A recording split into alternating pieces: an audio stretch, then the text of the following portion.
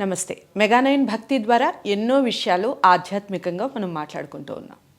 నేను చాలామంది విషయాల్లో మాట్లాడుతూ ఉంటాను. కొంతమందిని చూడగానే మనకి భక్తిభావం కలుగుతుంది, కొంతమందిని చూడగానే మనకి ఆత్మీయంగా అనిపిస్తారు, కొంతమందిని చూడగానే ఇంకా బాగా మాట్లాడాలి అనిపిస్తుంది అని.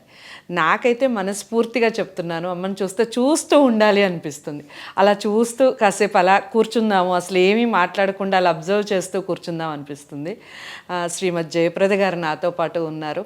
శ్రీ విద్యా ఉపాసకులు, అలాగే ఆస్ట్రో వాస్తు, ఎనర్జీ వాస్తుకి సంబంధించి తను ఎంతో నిష్ణాతులని చెప్పొచ్చు. వాస్తుకి సంబంధించి లేదా ఆస్ట్రాలజీకి సంబంధించి మీకు ఎలాంటి డౌట్స్ ఉన్నా తప్పకుండా స్క్రీన్ మీద కనపడే నెంబర్కి కాల్ చేయొచ్చు. చాలా విషయాలు డిస్కస్ చేయబోతున్నాను, శ్రద్ధగా వినండి. ఎక్కడైనా డౌట్స్ ఉంటే ఖచ్చితంగా కామెంట్ బాక్స్లో తెలియచేయండి, లేదా అమ్మని మీరు కలవాలి అనుకుంటే స్క్రీన్ మీద కనపడే నెంబర్కి కాల్ చేయొచ్చు. నమస్కారం అమ్మ. నమస్తే అమ్మ. శ్రీమాత్రే నమః. అమ్మ, ఈ కార్తీక మాసం వచ్చింది. కార్తీక మాసంలో మనం ఈ కార్యక్రమం చేస్తున్నాం కాబట్టి కార్తీక మాసం మొత్తం కూడా ముఖ్యంగా సోమవారాలు కానీ ఎవరైనా ఈ పనులు చేయటం వల్ల వీళ్ళకి అదృష్టం కలిసి వస్తుంది అనే విషయాలు, కొన్ని నియమాలు, చేయవలసిన పనులు ఏమిటి? తప్పకుండా నాన్న. కార్తీక మాసం గురించి మనం మాట్లాడుకుంటే కార్తీక మాసం తలుచుకోగానే మనకు కొంత పాపం తొలగుతుంది. అంత విశేషమైన మాసం ఈ కార్తీక మాసం. కార్తీక మాసంలో ఏం చేసినా సరే, అంటే జపం చేసిన, దానం చేసిన, పూజ చేసిన, దీపం వెలిగించిన, ఉపవాసం ఉన్నా, అంటే ఏ ఒక్క చిన్న చర్య చేసినా సరే అది మనకి అత్యంత ఫలితంగా వస్తుంది. కార్తీక మాసంలో చేసే పుణ్య కార్యక్రమాలు అందుకే అందరూ ఏంటంటే నోములు చేస్తారు, వ్రతాలు చేసుకుంటారు, అలాగే దీపదానాలు చేస్తారు, వస్త్రదానాలు చేస్తారు, అన్నదానం చేస్తారు. ఇవన్నీ ఎందుకు చేస్తారంటే ఎంత దానం చేస్తే అంత విశేషమైన ఫలితాలు ఈ కార్తీక మాసంలో ఉన్నాయి. కార్తీక మాసంలో మొదటి చేయవలసింది ఏంటంటే కార్తీక స్నానం.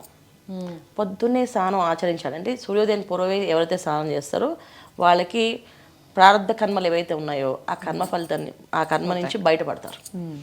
అంటే పాపకర్మ నుంచి కొంచెం బయటపడినట్టే.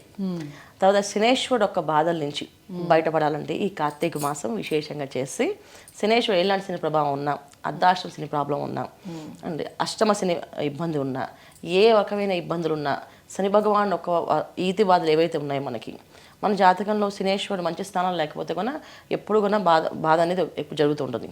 అంటే ఎక్కువ ఆయన బాగాలేకపోతే ఏ కర్మలు ఇస్తాడంటే ఇంట్లో పనివాళ్ళు మానేయడం, మాటికి ఇంట్లో పనివాళ్ళు ఎవరు నిలబడరు, మానేస్తూనే ఉంటారు. పెద్ద ఇల్లు ఉంటుంది, ఆ ఇంట్లో పని చేయడానికి మనుషులు ఎవరు ఉంటారు. ఏంటి వంట మానేస్తుంది, ఇంట్లో పనిచేసామే మానేస్తుంటుంది, సెక్యూరిటీ వాళ్ళు మానేస్తుంటారు, మారుస్తుంటే శని భగవాన్ ఒక అనుగ్రహం లేకపోతే అలా జరుగుతాయి. సో ఇవన్నిటి నుంచి బయటపడాలి అంటే కార్తీక మాసంలో విశేషమైన ఫలితం. ఈ కార్తీక మాసంలో ఏంటంటే ఉపవాసము చాలా నియమం చేస్తే, అంటే ఉపవాసాన్ని నియమంగా చేయాలి. చాలామంది ఉపవాసం అంటే పళ్ళు తినచ్చా, పలహారం తినచ్చా, భోజనం చేయొచ్చా అని.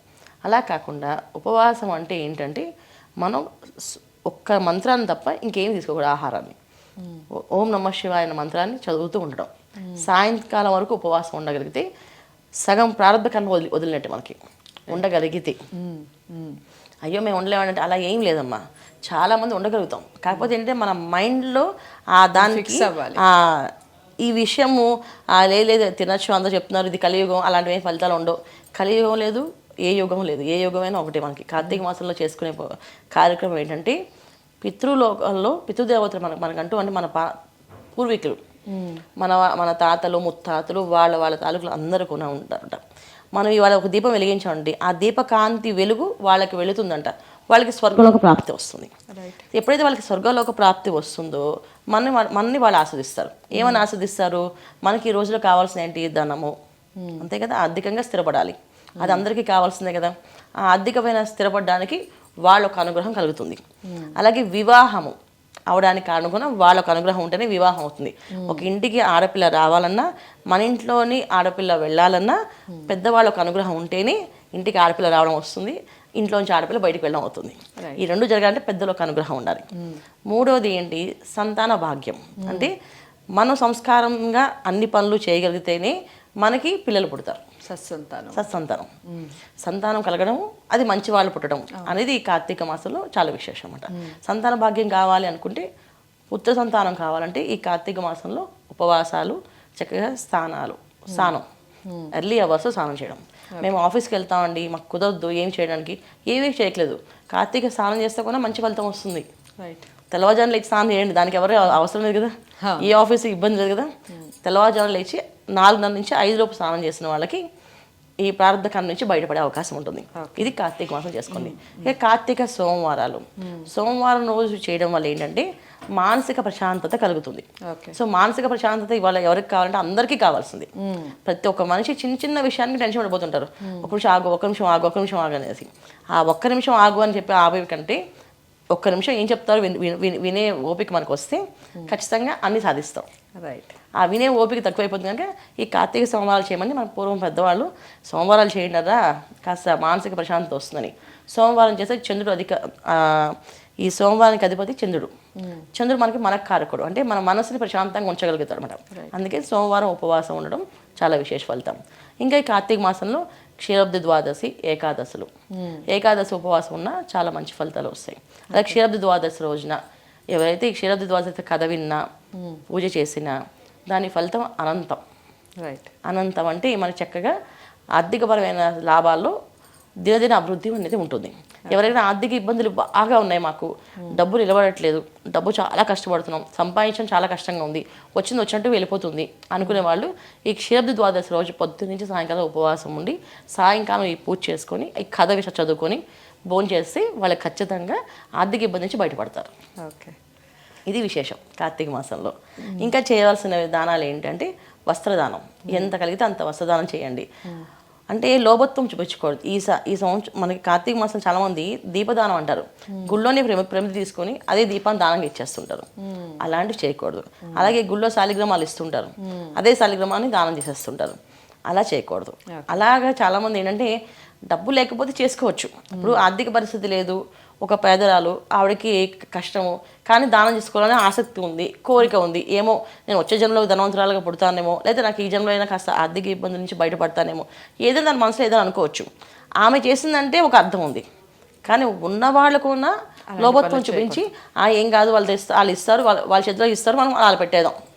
అలాంటి దానాలు కాకుండా కొంచెం తీసుకోండి. శాలిగ్రామం కొనండి, కొని తెచ్చి దానం ఇవ్వండి. దాని తగ్గ ఫలితము అంటే శాలిగ్రామం ఇచ్చినప్పుడు దక్షిణ కూడా అంతగా ఇవ్వాలి. చాలామంది దక్షిణ 11 రూపాయలు, 100 రూపాయలు అలా పెడతారు. ఈ రోజుల్లో ఒక మనిషికి దానం చేసేటప్పుడు ఇచ్చేటప్పుడు ఈ దక్షిణ అనేది చాలా ఇంపార్టెంట్. దక్షిణ సరిగ్గా ఇవ్వకపోతే దయాదాక్షిణాలు లేని పిల్లలు పుడతారు మనకి. ఇవాళ రాక్షసుల్లో ఉన్నారు పిల్లలు, మాట వినట్లేదు, పేరెంట్స్ ఇబ్బంది పెడుతున్నారు, అసలు మొండిగా ప్రవర్తిస్తారు. ఇవన్నీ కారణం ఏంటి? మనం దక్షిణంలో లోభత్వం చూపించాం కనుక. అంటారు పుణ్యం కొద్ది పురుషులు దానం కొద్ది బిడ్డలు అని. అంటే దానంకి ఒప్పుకున్నారు చాలా మంది, దానం చేయాలి అనుకుంటారు. ఇక దక్షిణానికి బేరం ఆడుతున్నారు.